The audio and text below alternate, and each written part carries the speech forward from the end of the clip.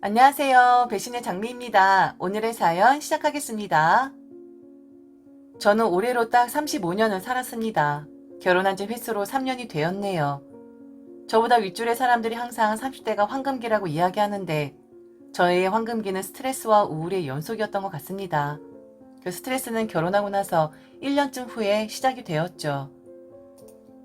남편과 저는 같은 직장에서 만난 사이였고 결혼 후에 남편은 수차례 도전 끝에 이직에 성공해서 그동안 같이 다니던 직장보다 조금 더 나은 대우를 받고 옮겼습니다. 그때 나왔던 이야기가 저를 위해서 남편이 직장을 옮긴다는 시기였죠. 아무래도 부부가 한 직장에서 있다 보면 여러 사람 눈치를 보게 되었거든요. 처음엔 제가 직장을 옮기는 것이 마땅하다고 생각했어요. 제가 남편보다 연차가 높긴 했어도 연봉은 남편이 조금 더 많았었거든요. 제가 대리를 5년 가까이나 되어서 달았을 때 남편은 입사 3년이 채 되지 않았는데도 진급을 한 케이스였죠. 그렇다고 남편이 저보다 능력이 확실히 우세하냐? 그런 건 아니었어요. 다만 직장의 남자 직원 선호 사상이 팽배했기 때문이었습니다. 한마디로 여자들에게 직장에서 인정이란 유리천장에 가로막힌 형국이었죠. 그게 몹시 분하고 싫었지만 목구멍이 포도청이라서 군말 않고 숨죽이며 다녔습니다. 결혼하고 남편이 이직한 이후로 직장 생활이 순탄할 줄만 알았는데 직장에서 점점 더 배척을 받았습니다. 제가 다니던 직장은 회식 문화가 강한 곳이었는데 아무래도 결혼했다 보니 회식 자리에 빠지는 일이 빈번했고 결혼 전엔 없었던 집안 행사들에 치이기 시작하다 보니 야근해야 하는 분위기에서도 일찍 퇴근을 하곤 했었거든요. 모두 다 그런 이유 때문이진 않았을 겁니다. 저보다 더 잘나고 똑똑하고 거기다가 더 열정적인 신입 여직원들이 계속 들어오면서 직장에서 자리를 지키기가 점점 더 어려워졌고 결국 결혼한 지 1년 만에 떠밀리듯 나오게 되었습니다. 그땐 한두 달만 쉬었다가 금세 직장을 다시 구할 줄 알았는데 그게 반년이 되고 1년이 되고 현재까지 3년이나 흐르더라고요. 솔직히 이제는 어느 회사에서 채용해 준다고 하더라도 직장 생활이 겁이나 못할 것만 같습니다. 그렇게 저의 자존감은 점점 떨어져만 갔습니다. 그렇게 의기소침해져 가는 동안에 저를 더욱 괴롭혔던 건 남편이었습니다. 엄밀히 말하면 결혼 후에 원래는 제 생활엔 없었던 재산이 시부님 호출이냐는 지댁 행사가 줄을 이었었고 칼퇴근 늦은 퇴근 가릴 것 없이 집에 들어오면 저녁밥을 찾아대는 남편 때문에 직장 생활에 지장이 많았던 것입니다.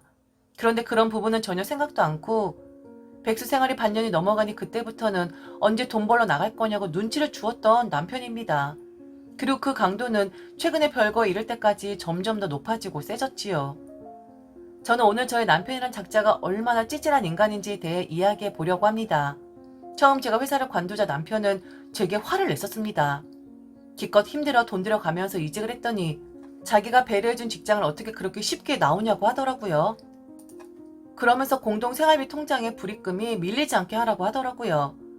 결혼 전에 계획했던 것처럼 저희 부부는 받는 월급에서 개인 돈 100만 원씩을 각각 제외하고 나머지는 생활비 통장으로 이체시켜서 공동으로 관리했습니다. 그럼 남편이 월 220만 원, 제가 월 150만 원씩 생활비 통장에 들어가는 시기였습니다. 결혼하고 처음 몇 달은 그렇게 지켜졌는데 남편은 본인이 더 많은 돈을 부담하는 것에 불만이 있었나 봅니다. 남편은 결혼 전에 약속했던 가사 분담에 대해서 조금씩 제게 넘기기 시작하더니 급기야는 저녁밥은 일찍 들어오나 늦게 들어오나 준비해달라고 억지스럽게 말하더라고요. 내가 월 70만 원씩 더 내니까 내가 부담하는 비용보다 부족한 부분은 네가 집안일 더 하는 것으로 해. 그리고 난 식사가 불규칙한 건 용납 안 되는 거 알지? 결혼하고 나서 계속 참아왔는데 나는 저녁 때 햄버거, 라면, 치킨, 포장 음식 이런 거 싫다고. 밥 해줘 밥. 된장찌개 햄도 괜찮으니까. 찌개 하나 반찬 하나 정도 만들어서 차려주면 좋겠어. 그 정도면 네가 나에 비해서 부족하게 되는 부분은 상쇄될 수 있을 것 같아. 우리 결혼 신조가 공평이잖아? 그저 반반 결혼했던 거고 우리 합리적으로 하자. 저와 남편은 동갑내기였었고 양가 사는 형편도 비슷했기 때문에 누가 더 내고 누가 덜 내고 할 필요가 없었습니다. 그냥 반반하는 게 맞는 것이었고 옳은 일이었었죠. 그건 결혼한 이후에도 그대로 적용되었습니다. 남편은 분명 저보다 최소 몇십만 원 정도 더 번다는 것을 알았는데도 처음엔 별말하지 않았었어요. 오히려 집안에도 최대한으로 공평하게 그렇게 하자는 것도 남편이었거든요. 하지만 생각해보니 생활비 부담도 많이 하고 집안일까지 같이 하려니 불공평하다고 느낀 모양이더라고요. 남편의 말이 저는 알았다고 할 수밖에 없었습니다. 남편이 집안일을 도와준다고 해도 제 성에 차지 않으면 물론이고 애초부터 제 손이 더 많이 가더라고요. 남편이 도와주는 집안일이라고 해봤자 쓰레기랑 분리수거 해주는 거 거의 다였습니다. 늦은 퇴근 무렵에 밀키트나 포장 음식으로 저녁을 먹곤 했는데 그게 남편 입맛에는 맞질 않았던 모양이더라고요. 더군다나 음식 먹으면서 저녁 한 끼에 돈을 너무 많이 쓰는 거 아니냐고 궁시렁대기도 많이 했습니다. 결국 결혼 석 달 만에 남편의 요구사항을 받아들이기로 했고 퇴근 후에 집 일찍 들어와서 밥상을 차리기 시작했죠. 그러면서 자연히 회사에서 칼퇴근을 하게 되었고 다른 동료들이 야근할 때 이런저런 핑계로 같이 하지 못하는 때가 많았습니다. 그리고 마음먹고 부서 회식이라도 다녀올라 치면 왜 그런 날마다 시댁 행사가 있던지 제사는 물론이고 어느 날은 시어머니가 친구분들과 저녁 약속이 있어서 그러니 시아버지 저녁 밥 좀 챙겨줘라 이런 식이었죠. 그러다 보니 자연히 직장 생활에 지장을 주었던 것인데 남편은 그런 사정은 싸그리 무시한 채로 제가 일을 못해서 그런 거라면서 타박을 먼저 했습니다. 그래서 남편을 남의 편이라고 하는구나 라고 느끼게 되었습니다. 다른 집 남편들은 아내가 퇴직을 하면 위로해 준다면서 더욱 자주 여행도 다니고 외식도 하고 기분을 풀어주려고 희망 섞인 말도 해준다는데 저희 남편은 그런 것들과는 아주 거리가 먼 사람이었습니다. 오히려 그나마 조금 하던 집안일은 아예 손도 대지 않았고 퇴사한 지 얼마 지나지도 않았는데 속을 후벼 파기도 했습니다. 재취업하기 전까진 네가 집안일 다 해라. 그리고 우리 생활비 통장에 분담하는 거 빵꾸 내지 말고 어떤 놈 와이프는 이직하면서 전 직장에서 받은 퇴직금으로 남편 차도 바꿔준다고 하는데 누구는 퇴직금 받아서 그걸로 생활비나 보태고 있으니 참 한심하다. 그러게 미리미리 실력도 좀 쌓고 능력 되면 이직하지 그랬어. 이게 뭐냐? 괜한 사람 찌질하게나 만들고. 그리고 당분간 치킨 시켜 먹으면 닭다리 갈비살은 날 주고 넌 퍽퍽살이나 뜯어. 넌 닭다리 먹을 자격 없어. 꼬우면 빨리 취업하든가. 그럼 내가 업고 다니지. 남편 딴엔 그렇게 자존심 살살 긁어서 제게 자극을 주려는 듯 했습니다. 그러면 제가 더욱 빨리 취업을 할 줄 알았던 거 봅니다. 그리고 남편이 좀 냉정한 면이 있어서 진짜 치킨을 시키면 닭다리는 물론 부드러운 갈비살 부분을 자기가 다 가져가고 퍽퍽살이랑 목만 갈라서 제 앞에 놓더라고요. 그러면서 꼬우면 빨리 취업하라고 다그치는 것이었습니다. 그 부분에 대해서 어느 날은 시어머니에게 남편이 그렇게 말을 하더라 라고 일렀는데 시어머니는 깔깔깔 웃으면서 그러시더라고요. 옛날 네 남편이 취업 못하고 끙끙대고 있을 때 네 시아버지가 네 남편에게 삼겹살도 구워주지 말라고 했거든. 실제로 우리 삼겹살 구워 먹고 있을 때 네 남편 맨밥에 김치 먹었어. 그게 자극이 돼서 이를 부득부득 갈더니 바로 취업했잖아. 아마 네 남편이 그 생각하고 너한테 그렇게 말했나 보다. 그러니 너도 이 약 물고 빨리 직장 구해서 복수해라. 네 남편은 취업 합격하자마자 삼겹살 2근인가 사가지고 와서 나한테 다 구워달라고 하더라고. 지 아버지한테 한 점도 안 주고 말이야. 우리가 얼마나 웃었는지 몰라. 그렇다고 그런 자존심 상하는 방법을 와이프에게 사용을 하다니 어이가 없었죠. 대충 짐작은 했지만 그 일로 더 우울해져만 갔습니다. 점점 취업이 미루어지고 퇴직금 받은 것을 아껴서 공동통장에 넣었지만 6개월 만에 바닥이 나더라고요. 남편에게 그냥 제 취업은 좀 미루어두고 전업주부로 전향할까라고 상의했었는데 단박에 거절하더라고요. 한창 빡세게 돈 모을 때인데 노동력을 왜 안 써먹냐면서 저보고 차라리 취업하기 전까지 다른 직업을 알아보라고 하더라고요. 재취업되기를 기다리면서 전업주부 할 생각하지 말고 어디 마트라도 나가서 아르바이트 하면서 몸으로 하는 일이 얼마나 고된지 체험하는 게 어때? 너 충분히 일할 수 있는 나이고 움직여야 할 때인데 왜 그런 귀한 노동력을 낭비하냐? 난 용납 못하니까 빨리 일자리 구해서 우리 집 가게 경제에 보탬이 되라고. 그러면서 불공평한 결혼했다느니 저보고 직장을 관두더니 비상식적으로 변했다느니 하면서 계속 저를 비난하더라고요. 저는 밤새도록 자기소개서 쓰고 포트폴리오를 만들고 있어도 취업이 안 되는 게 징그러웠습니다. 나이 30 먹고 아르바이트를 하자니 구할 수 있는 것도 한계가 있고 마트 아님 식당에서 서빙하는 것인데 시간이나 일의 강도나 맞지 않았습니다. 남편은 제게 의지력이 약하다느니 배가 불렀다느니 하며 계속 스트레스를 줬습니다. 제 뜻대로 할 수 있는 게 없는데 참으로 답답했죠. 실직한 지 1년이 넘었고 전 한 번씩 전단지 돌리는 아르바이트 하면서 꾸준히 이력서를 집어넣었습니다. 어느 날 남편이 옷을 잔뜩 사가지고 오더라고요. 그러면서 이번 달 옷값에 지출이 많으니까 100만 원만 넣겠다면 생활비를 줄이라고 하는 것이었습니다. 근무복들이 너무 낡아서 옷 좀 샀어. 넌 나중에 취업하거든. 네가 돈 벌어서 살아. 그리고 이번 달 카드값 나가야 하니까 100만 원만 넣을 테니까 아껴 써. 외식 없으니까 그런 줄 알고 반찬 이것저것 만들지 마. 본가나 처가에서 얻어다 먹으면 반찬값 주니까 네가 알아서 얻어오고. 그나저나 처가에서 너 이렇게 백수로 노는데 쌀값이라도 한 번 안 보태주시냐? 반찬값을 줄여라. 외식은 더 이상 없다. 여행은 사치다. 처가에서 얻어와라. 그러면서 친정에서 돈도 못 버는 딸을 치웠는데 쌀값 한 번 안 보태준다고 그렇게 욕을 하더라고요. 자존심도 상하고 눈물도 나고 서럽고 그랬습니다. 그쯤 되니 저도 가만히 있을 수가 없더라고요. 결국 남편의 바람대로 동네 제법 큰 마트에 가서 일을 하게 되었습니다.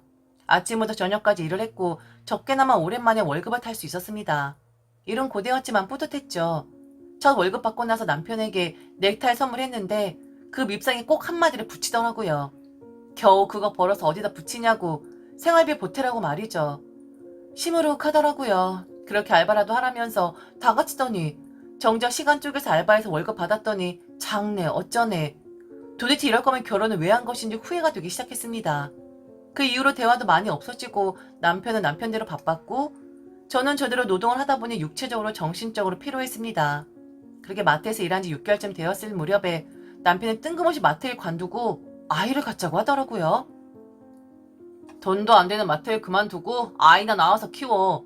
원래 우리 계획은 돈 좀 모으고 여유로운 상태에서 하기로 했던 거잖아. 그런데 네가 다 망쳤어. 차라리 더 나이 들기 전에 후딱후딱 애 낳아서 키우자. 왜 갑자기 애를 낳자고 그래? 난 지금 아이 낳을 생각 없는데? 그리고 알바로 일하는데 수백씩 주겠니? 그래도 네 와이프가 힘들게 몸 움직여서 일하는 거다. 제발 좀 좋게 말해주면 안 돼? 당장 애 낳을 생각 없으니까 기대하지 마. 그리고 출산은 무슨 아무런 희생도 없이 하는 여자들의 숙명처럼 이야기하는데 돈돈돈 거리면서 공평 공평 외치는 네가 한번 곰곰이 생각해봐. 내가 출산하게 되면 네는 뭘 해줄 건지. 남편이 기가 막히다는 듯이 고개를 절레절레 흔들더라고요. 그러면서 저를 맹비난하는데 진짜 분노를 유발했습니다. 한국 여자들 이게 문제야. 남편들이 돈 벌어다가 생활비 주면 당연한 거라고 생각하고 지들이 굳이 돈 벌지 않아도 괜찮다고 생각하지. 그러면서 남편이 돈 못 벌어오면 무슨 가장으로서 책임이 없네. 구질구질하네. 온갖 비난하면서 남편이 조금만 뭐라고 하면 토라져가지고 무슨 애 낳는 것이 대단한 희생이냐 부르르 떨기나 하고. 됐다 됐어. 머리에 똥만 찬 너랑 무슨 이야기를 하냐?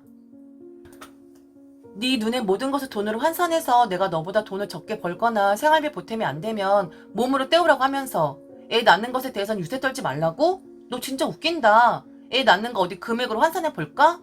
미국에선 대리면 구하는데 최소 3억은 줘야 해. 만약 네가 애를 낳고 싶으면 미국이나 외국 가서 대리모 구해야 하는데 네가 그만큼 돈 있어? 맨날 돈돈돈 하니까 3억 모으려면 얼마나 힘든지 네가 더 잘 알지. 그런데 돈 한 푼 안 들이고 애 낳아주는 와이프한테 희생이라고 생각하지 말라고? 머리에 똥만 찼다고? 너 같은 남편 놈들 때문에 우리나라 출산율이 이 모양 이 꼴인 거야. 너는 싸지르기만 하면 그만이지. 출산의 고통 이런 건 안중에도 없고. 그저 지가 번 거 나랑 같이 생활하는 게 아까워가지고 벌벌 떨기나 하고. 그럴 바엔 결혼은 왜 했냐? 나 부려먹으려고 결혼했냐? 맨날 반반 반반 공평 공평. 그래 우리는 불공평하니까 그만 헤어지자. 이혼하자고. 남편에게 쏘아 붙여놓고 안방에 들어와서 짐을 싸고 있는데 남편의 옷들이 몹시 짜증이 나더라고요. 어차피 같이 안 살 거 더 확고히 하기 위해서 남편 양복이며 와이셔츠며 넥타이며 바지며 모조리 꺼내다가 가위로 반반씩 갈라쳐 버렸습니다. 결혼할 때도 반반해서 결혼했으니 이혼할 때도 반반해야 한다고 생각했거든요. 제가 집을 나갈 때 안방을 들여다본 남편이 부르르 떨면서 욕지거리를 하더라고요. 그러든가 말든가 저는 속 시원히 그 집을 벗어났어요. 현관에 있던 남편 구두도 한 짝씩 다 아파트 밖으로 던지는 것도 잊지 않았습니다. 신발 찾는데 꽤나 고생했을 겁니다. 그 뒤로 지금껏 몇 개월째 별거 중입니다. 남편과 시어머니가 찾아와서 화를 풀어라 말실수했다며 이제 그만 돌아가자고 말하지만 저는 계속해서 이혼해달라고 요구하고 있는 중입니다. 이기적이고 저밖에 모르고 자기가 힘들어서 돈 벌었다고 공유할 줄 모르는 남편과는 더 이상 같이 살 수가 없네요. 제 마음이 돌아서서 다시 살면서 애까지 낳고 산다고 생각을 하면 또 슬그머니 저보고 돈 벌어 오라고 왜 그리 경제력이 없냐고 애 키우는 게 무슨 대수냐고 할 것이 뻔합니다. 그럴 바에야 혼자 사는 것이 낫다 싶습니다. 별것도 아닌 이유 때문이라고 비난할 수도 있겠죠. 그렇지만 북경의 나비짓이 태평양 건너 남미의 태풍을 불러오듯이 저의 남편처럼 작고 소소하게 상처 주는 말들이 이혼이라는 일생일대의 오점을 만들 수도 있다는 것을 제 이야기를 듣는 분들이 알아주셨으면 하는 마음입니다. 지금까지 들어줘서 진심으로 감사합니다. 이상 배신의 장미였습니다.